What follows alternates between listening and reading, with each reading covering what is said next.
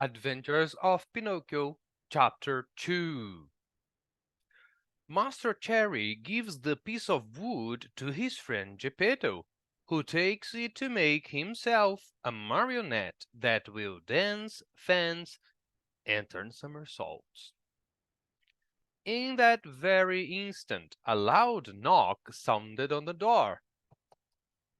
"Come in," said the carpenter, not having an atom of strength left with which to stand up. At the words, the door opened and a dapper little old man came in. His name was Geppetto, but to the boys of the neighborhood he was Polendina, or cornmeal mush, on account of the wig he always wore, which was just the color of yellow corn. Geppetto had a very bad temper. Woe to the one who called him Polendina! He became as wild as a beast, and no one could soothe him. "Good day, Master Antonio," said Geppetto. "What are you doing on the floor?" I am teaching the ants their ABCs. "Good luck to you." What brought you here, friend Geppetto? "My legs. And it may flatter you to know, Master Antonio, that I have come to you to beg for a favor." Here I am, at your service, answered the carpenter, raising himself onto his knees. This morning a fine idea came to me. "Let's hear it." I thought of making myself a beautiful wooden marionette. It must be wonderful. One that will be able to dance, fence, and turn somersaults. With it, I intend to go around the world to earn my crust of bread and cup of wine. What do you think of it?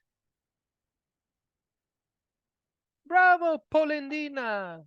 cried the same tiny voice, which came from no one knew where.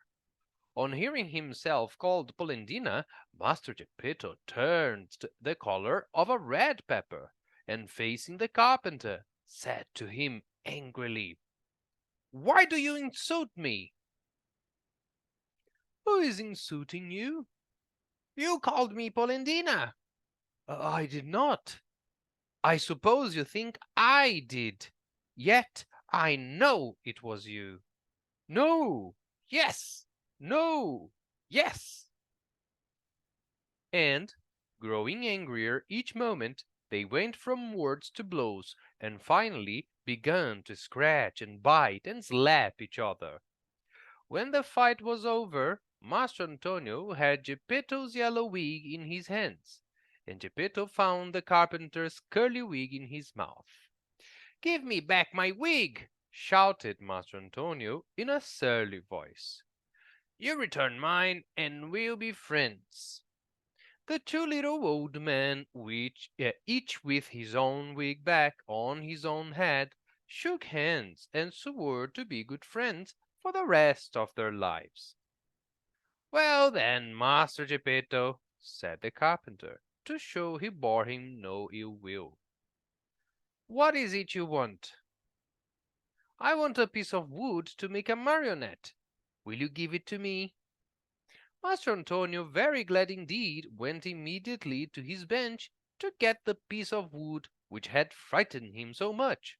But as he was about to give it to his friend, with a violent jerk it slipped out of his hands and hit against poor Geppetto's thin legs. "Ah! Is this the gentle way, Master Antonio, in which you make your gifts? You have made me almost lame." "I swear to you I did not do it." "It was I, of course." "It's the fault of this piece of wood." "You're right. But remember, you were the one to throw it at my legs." "I did not throw it." "Liar!" "Geppetto, do not insult me, or I shall call you Polendina." "Idiot!" "Polendina! "Donkey!" Polendina! "Ugly monkey!" Polendina!" On hearing himself called Polendina for the third time, Geppetto lost his head with rage, and threw himself upon the carpenter. Then and there they gave each other a sound thrashing. After this fight, Master Antonio had 2 more scratches on his nose, and Geppetto had 2 buttons missing from his coat. Thus, having settled their accounts, they shook hands and swore to be good friends for the rest of their lives. Then Geppetto took the fine piece of wood, thanked Master Antonio, and limped away toward home.